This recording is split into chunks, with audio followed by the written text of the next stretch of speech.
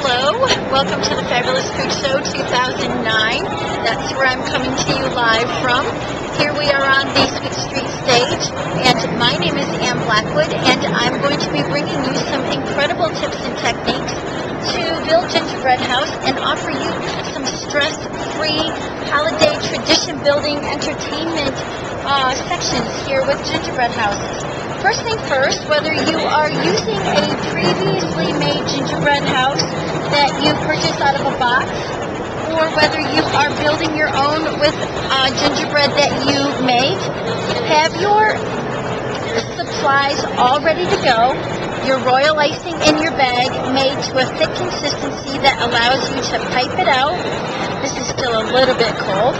And once it gets to room temperature, it'll flow out of your bag real easily, as you can see. Just offering some nice pressure, nice clean lines. After you do it on your gingerbread house piece, also put it on your board that you're going to be building on, because you want frosting to stick to frosting, and that's one of the greatest tips that I can offer you today, is because frosting sticks to frosting will offer a better structure and a tighter seal. And no matter where you go on your gingerbread house, make sure you have the icing where any connection to another piece is going. So you want icing to icing and icing to any kind of connection. So I like to build my house. Another big important tip is to build your house in an L shape. Don't try to start with both side pieces, but build it in an L shape. And you want to do one side piece and one end piece to get started, because it's important, because that's where the strength of your piece is going to come in at. And again, you're having it on the board and on the house as well. And then you're just going to press them together, hold for a moment, and you can see I can already release my hands from this, because there's already structure, support, and a sense of building. Because my royal icing is a nice thick consistency but still pipeable, I don't have to wait 25 minutes for just even the L shape to come out. And again, just have where it meets, and then let me just get one more side on here for you.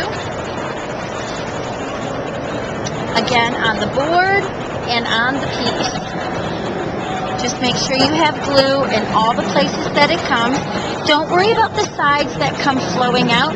You just take your finger and you spread that out and give yourself a nice, clean, smooth seam. Again, that has a clean finish to it.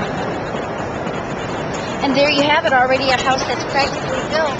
And you can see how this one, I started decorating this one literally 5 minutes after I built the walls and the end caps and the ceiling. So it's easy to go ahead and start building right away when you have your royal icing at a right consistency and you have the wooden structure all built nice and tight. Actually, that would be gingerbread structure. Another really important tip is when you're not using your royal icing in your bag, keep it wrapped up in a towel, because that will keep it really fluid and easy to flow. The towel is going to be wet because royal icing needs moisture, otherwise it's going to dry. You know that when you're using it, it dries hard here, so it's going to also dry hard in your bag. So you want to keep that moist so it doesn't harden up on you.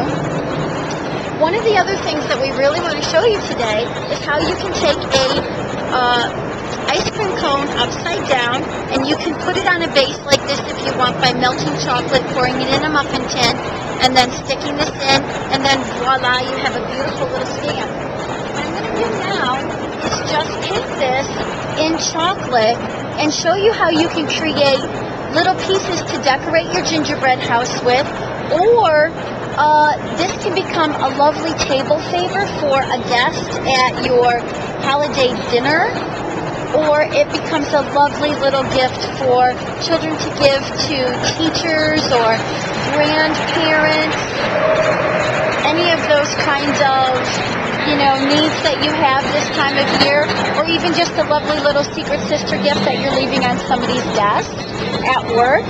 But we're painting this in white chocolate, and again, that's a compound coating that you can easily find at craft stores, at grocery stores, or even Walmart, down the wedding cake aisle section or candy section. And you can see that I just put some real simple brush stroke coating on, and then we're just going to drop all of the red sanding sugar, and again, down your cooking, baking aisle at grocery stores. You can use any color that you want. Here I'm just using red.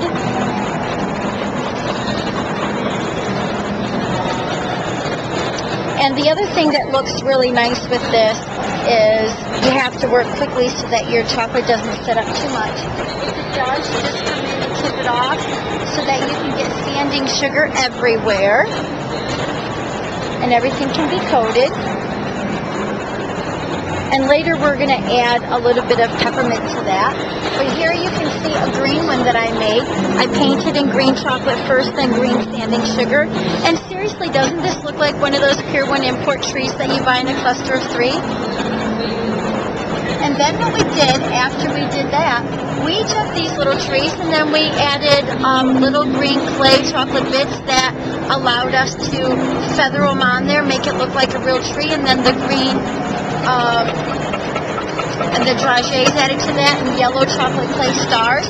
And let me show you how to make the chocolate clay star really quick. This is chocolate clay, and it is made out of corn syrup and a combination of chocolate coating.